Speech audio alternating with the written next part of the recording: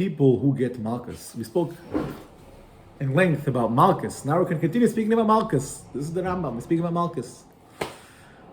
Lashes. Kol ha'over aleisa say shachaven alav kodesh ve'ein b'misas beizin k'goyin oichel chelev v'dam v'chametz v'pesach. The Rambam right now is going through describing who is chayav malchus. It's going to list all the types of prohibitions which are chayav malchus. Whoever's over Israel aleisa say, whoever does a prohibition that you chayav kodesh, but there's no misas beizin.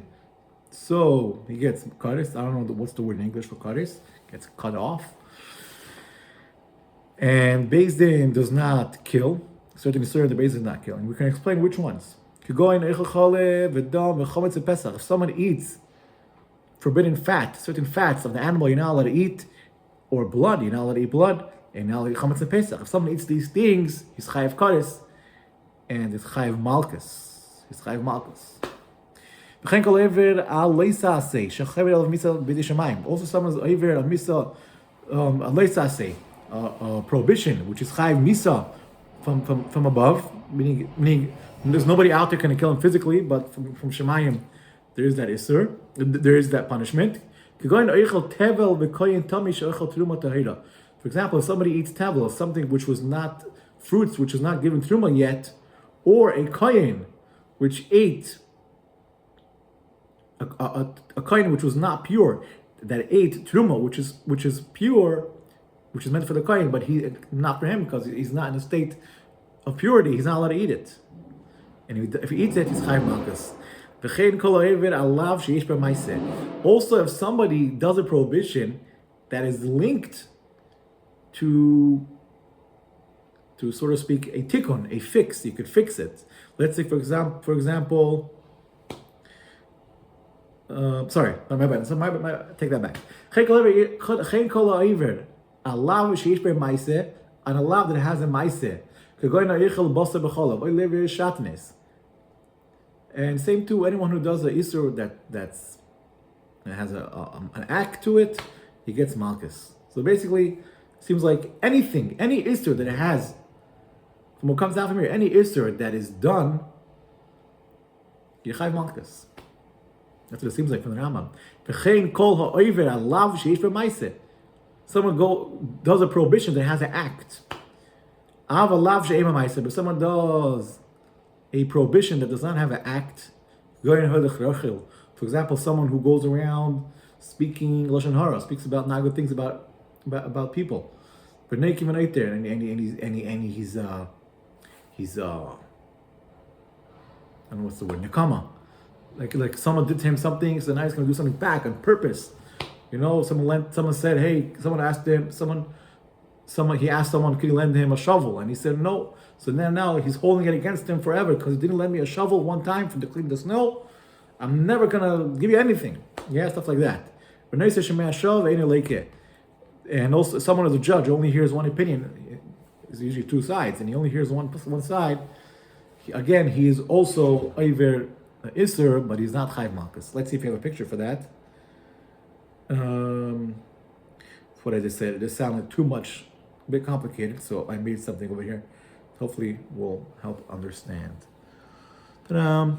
So on the top you see forbidden foods. If someone eats one of those forbidden foods, chelev, blood, all that things, chayav malchus. And the second one we see forbidden teruma. If a kohen eats, oh my gosh, I hope this is not backwards. This is English, I hope it's not backwards. Just a quick note, we are working on getting a proper screen. Everything should be neatly, but as of now, this is what we have. Soon we can get a proper screen. So there we have the second row. Kohen, which is not tahor, he's eating truma, it's chayav malchus, or eating something, fruits which we're not given truma from. Yeah? And the bottom row is somebody eating meat or milk together.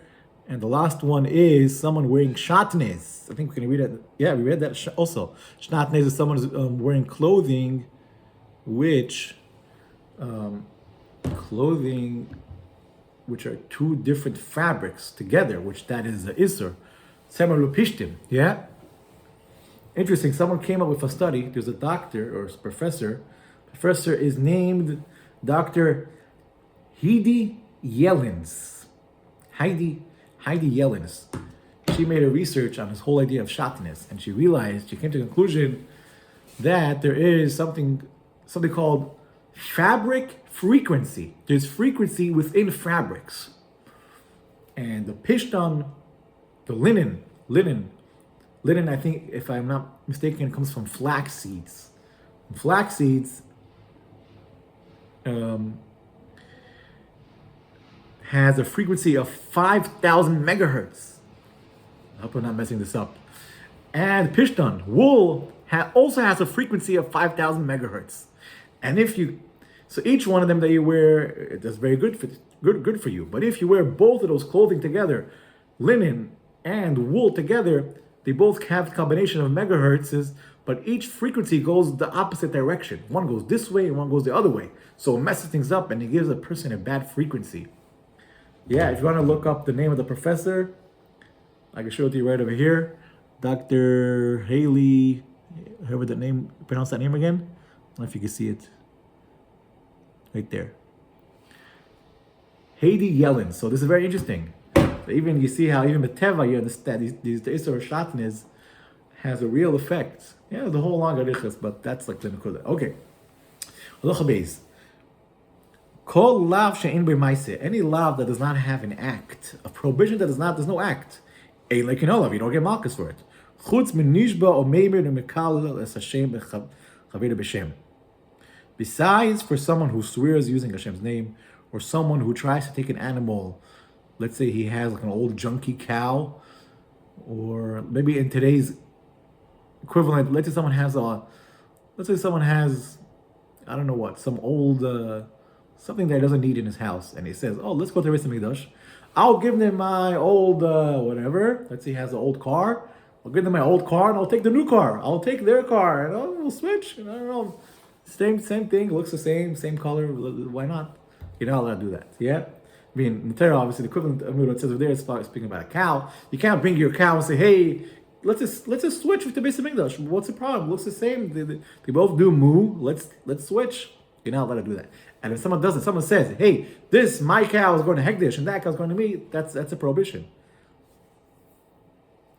So most times, if there's no action involved, you're not chayv malchus, except for three things. Someone who swears using Hashem's name, and if someone converts the animal or whatever it is, property, whatever it is, and if someone curses using Hashem's name, you're not allowed to do, yeah? Not allowed to say Hashem's name, especially in a curse, yeah? Chas v'shalom. V'chol lav shnitan la'azaras misas beizing v'litinov v'loi leisase malacha b'Shabbos ein lekin olav. And every misa, and every isser that Bezdin could kill for it, you're not allowed to. You're also not chayv malchus because he's going to get killed for it. It's very given malchus. Yeah, leisinov is idolatry. I think that's the proper word. And malach on Shabbos, you're not allowed to do a prohibition of malach on Shabbos. Yeah. V'chol lav sheinitan l'tashlumin. Any lav, any prohibition which is tied to a form of fixing, you could fix it. You could go in lay sigzav, lay signav, ein lekin olav. The prohibition, you're not allowed to steal, you're not allowed to, I don't know what's the, like sigzil, two different forms of stealing. You don't get malchus for it. Why? Because it's linked to a fix. If someone steals, he can return the money. So you're not going to be chayv malchus because you return the money. And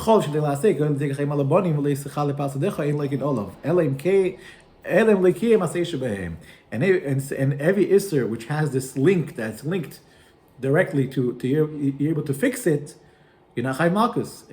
Yeah. For example, if somebody takes a bird from the bird nest while there's eggs over there, yeah.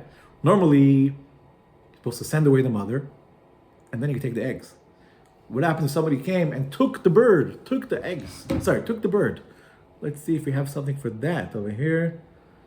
Oh, let's see what we got today. There's so much to go through today, and I don't even know what we're gonna cover. Let's see what we got over here.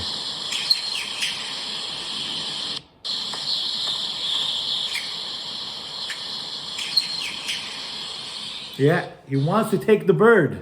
You're not allowed to take the bird. You have to send it away. You can't take away the bird. So if someone takes away the bird, you're not chayv malchus. Why? because you can bring the bird back. If you could, I don't know, maybe some high tech, know how to find the bird, maybe give it food, the bird will come back, whatever. And same to Leisich Parasadecha. You're supposed to leave in the corners of your fields food for the poor people. And if you cut it and you took away everything for yourself, you could put it back and then have the poor people have what to eat. So you're not chayiv malchus. But if you did not do, if you did not do the second part of fixing, then you will get malchus. You will get malchus if you don't do that. You don't fix it. And any lav, we can explain in Halacha Gimel, which is generalized.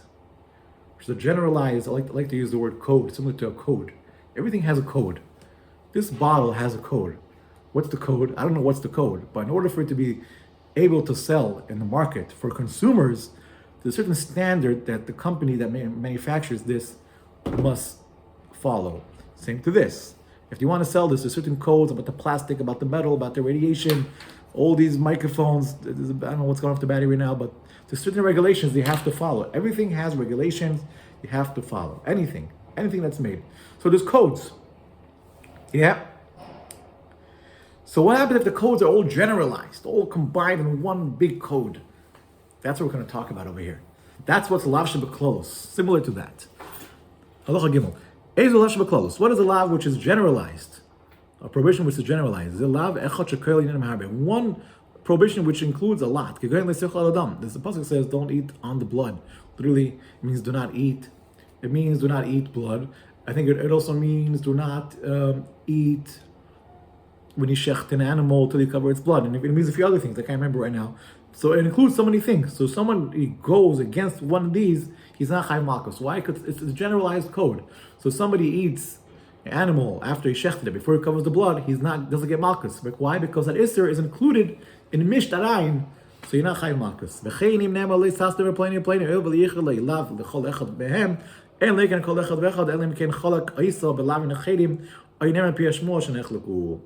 Same too applies to all the prohibitions. If it's not specified, you're not chayiv malchus on it, unless the Torah says that this is a specified. We're going to see this specified how it is. Ketzad. It says by Korban Pesach, you should not eat it cooked or half roast. Remember, cooked or half roast, you're not allowed to eat it. The only way you're allowed to eat Korban Pesach is if it's fully roasted. No lean, no medium. What's the word? Medium rare. You're not allowed to have any of those. It has to be roasted all the way. So this prohibition is it's in one word. It's like one sentence. Don't eat the cooked raw. Don't eat cooked and half roasted. So if somebody does a prohibition, you're not chayiv malchus. You don't chayiv two malchus. You only chayiv one. Okay, here it says. Okay, so because it's one iser, so if you eat, so you chayiv one. Okay, think about what I said. Here it says you chayiv one set of malchus. Okay, over chodesh. Chodesh. What is chodesh? Right? We all know what chodesh is. We all go to the stores and all the cookies and all the bread. It says yoshan. What's the whole yoshan? There's like a lot of talk about it and mixed with alter and a lot of things they have to do. How come by Lubavitch we weren't so makbid on it, or recently, or whatever? The whole back and forth. We're not going to get into that right now. But the short thing is that the wheat that's cut before Tes Zayin Nisan, you're not allowed to eat from that wheat. Only if it's cut after Tes Zayin Nisan. That is the shortest way of understanding this. And you give for the carbon, yeah. So if somebody goes and eats from the wheat, which was cut before Tes Zayin Nisan,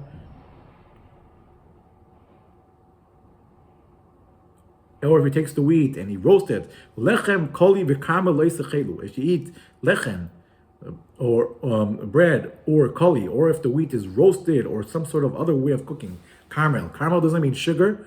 It means not a form of sugar. It means a form of cooking. If it's wet or if it's soggy, some sort of process that is done to it.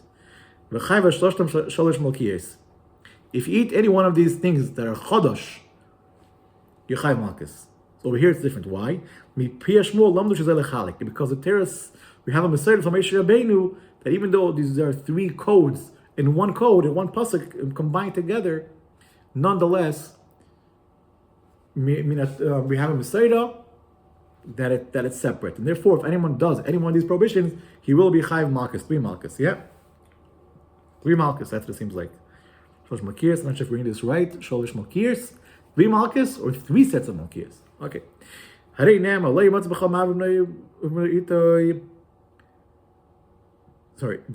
kaisim ksamim. You shouldn't.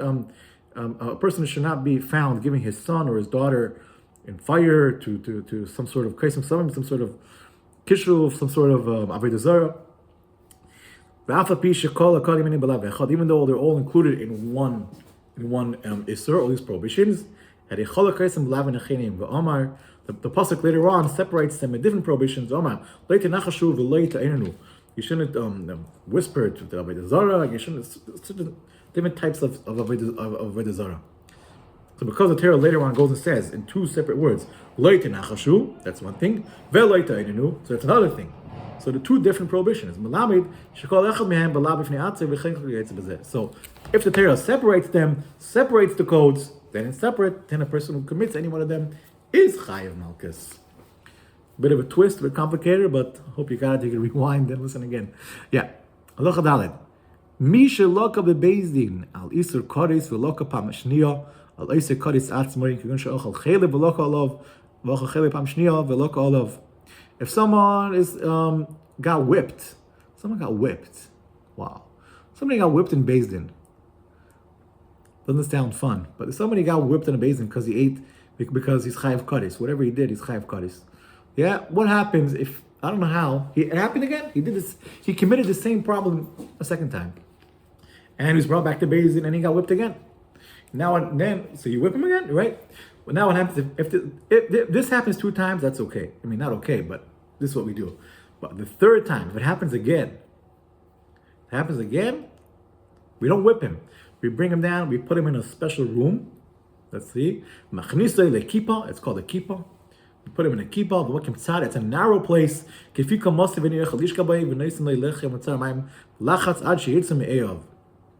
put him in a room that's so narrow, he can't sit down, he can't lie down, he's like trapped in a little place, and you give him a little bit of bread and some water till his intestines will what's the word in English? Intestines.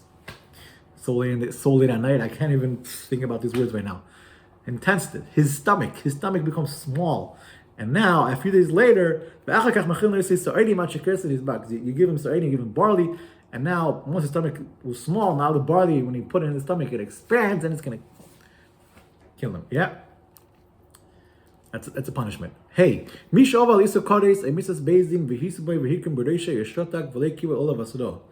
somebody did is a prohibition, and there were witnesses and they warned him, but there's a catch. They warned him, but he didn't accept it. Right? We said about it a few days ago, in the shir, that if there's a situation where Bezdin could tell where Adim could witness, say, hey, we saw you doing this. Or they're telling him, do not do this. We see you doing this. You're not allowed to do this.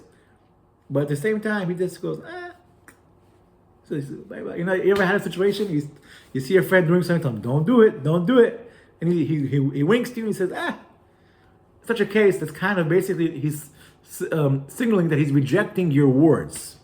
So if he's rejecting your words, your witness, so to speak, is not fully valid. It's not fully valid. We're going to see why. Yeah, we're going to see. We're going to see why I'm not saying fully. It is a little bit valid. We don't kill him. I'm not going to say. Yeah, if it has so. Say it just happened for one time, it's okay.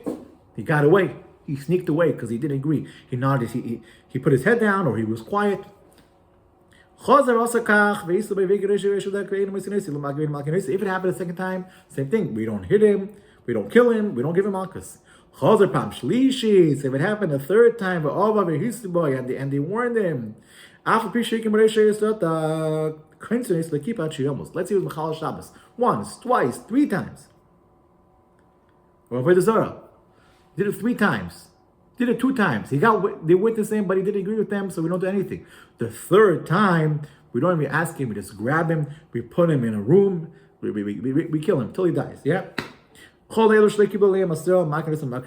think these guys get away. This is what I'm saying, that the witnesses are a little bit valid. Meaning they are valid to an extent. Even though this person refused witness, he didn't acknowledge that what they told him is true. So he refused acknowledgement from the Eidim. We still whip him. Makas Mardus. This is Makas Mardus. It's called a rabbinical lashing. It's not written in the Torah clearly, but it's the Rabbanim have the authority to whip him. Since he sinned anyway, we give him Malkus. Even if it's prohibition of the Rabbanon, we give him Makas Mardus. Vav, the last halacha of today, very short parak. What happens if somebody steals? If somebody steals a vessel from the Beis Hamikdash, just imagine somebody stealing from the Beis Hamikdash. How is this even possible? Yeah, there is a story. Hanukkah is coming up really soon. I forgot the guy's name. I don't know the name, but I know the story is true because I saw it there. I saw it somewhere. It says, I think it was one of the top generals of Antiochus came to the Beis Hamikdash in the times of Hanukkah. He wanted to get into the Beis Hamikdash, and he was afraid. I don't know if it was Antiochus, one of the generals. I think it was one of the generals. And he said, who will go to the Beis Hamikdash and volunteer to get something for me? And of course, there were all the Misyavnim, right? Misyavnim are all those people which try to assimilate between the Goyim. And he said, I will. And he said, whoever goes into the Beis Hamikdash could take. The general said, whoever dares to go to the Beis Hamikdash and take something out of there will be able to take it for himself.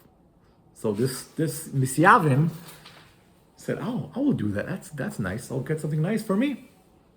He goes into the Heichal, into the Kodesh HaKodashim, and what does he take? What does he grab? He walks out with the Menorah, the beautiful Menorah, the Menorah of the Beis Hamikdash. And the general saw this. He's like, wow, that's beautiful. Pure gold. Guess what?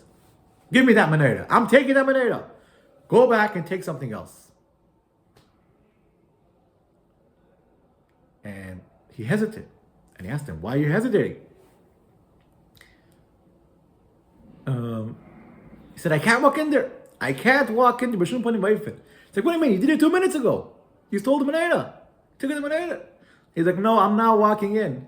What happened? The second he walked into the Beis Hamikdash one time, he felt that the holiness, he just walking in, he felt the holiness, he was like zapped, so to speak. He wasn't able to do it again. He felt the Kedusha, he wasn't able to do it again. I think I hope I'm not making up this detail, but what I remember is that the general got mad at him and he killed him. But the lesson of the story is that even a person who's a misyavin in a situation where he's so down, so low, and so bad, he just walked into the Beis Hamikdash one time, and boom, he felt the Kedusha, and he wasn't able to go against the Torah anymore. Yeah, that's why many times we always try to bring people to the Rebbe, to Farbrengens and Yonim, to teach him Torah, whatever it may be, to get him a little bit, to taste the sweetness of Torah, and hopefully that will keep him there forever. Yeah? Okay. We're jumped ahead to Hanukkah, but it's not too far ahead. Okay.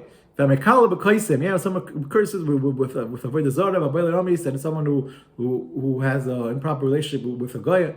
And Beis Din is kakilam. In these situations, Beis Din don't even do anything. They don't even bother. You know why they don't bother? These things are so bad. Why doesn't Beis Din bother? All those people, they're saying, how dare you? You know, all those guys that are like saying, how dare you do this? You know, so apparently there are those people, they're authorized to, when they see someone doing something bad, they don't ask questions. They just take rocks and start, boom, throw it at him. They knock him out. Whoever gets to kill these guys first, with Zeiche. Meaning it's a mitzvah. Somebody does such a bad thing, there's a lot of details. It has to be done in front of 10. I think there has to be witnesses and a few more details. But if somebody sees such prohibitions, it's like naturally that people go out and kill him right away.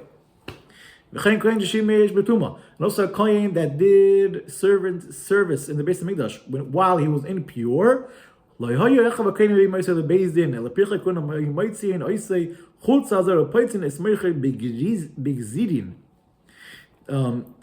to take him to Beis Din. If the kohen would serve while he's tummy in the Beis Hamikdash, we won't take him to Beis Din.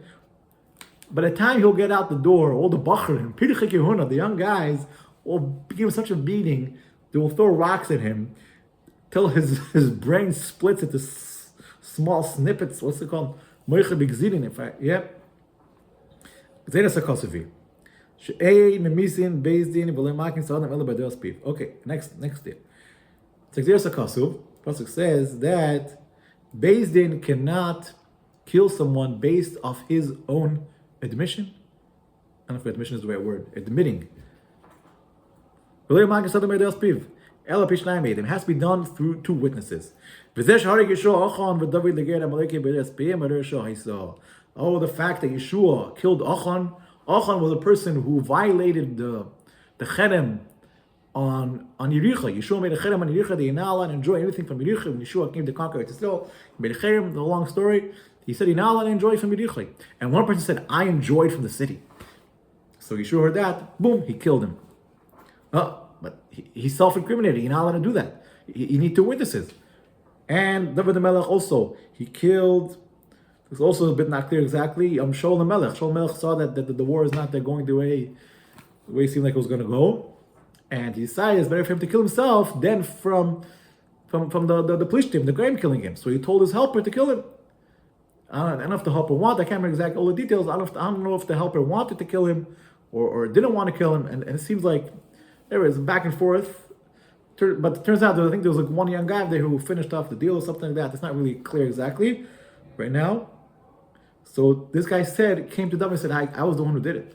He was the one who did it. David the Melech killed him based off his own witness about himself, which is normally we do not do this. Why? This was a temporary ruling that you believe in one witness about himself. But he didn't say, or it was a ruling of the king, which a king decided. So the king decides, or a Navi decides, it's different. Sanhedrin cannot kill someone if he admits that he did something wrong. A prohibition. Maybe his mind became a bit not all with it.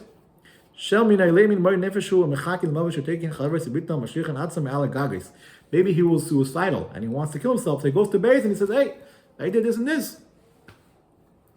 Maybe he will say something that he didn't even do. Yeah, so they say, just to be aware, if you ever see someone who's trying to like holding a knife and like damages himself a little bit, trying to scratch himself, do some like sort of even small little blemishes on himself, you know that's a red flag. You shouldn't be doing that. If he's doing that, you should seek a professional right away, because they can lead to bad things. So that's similar to what it says here. People stabbing themselves in the stomach, that's not a good thing. Yeah. So in all this is Gzeras HaMelechi. Gzeras HaMelech means like Gzera. I don't know why I use this phrase of Gzeras HaMelech, of the king, but it's Gzeras HaKosov. It's this is what the pasuk says, and this is what Torah says. And we follow what it says in the Torah. Thank you very much. That was today's shir. A gute Nacht.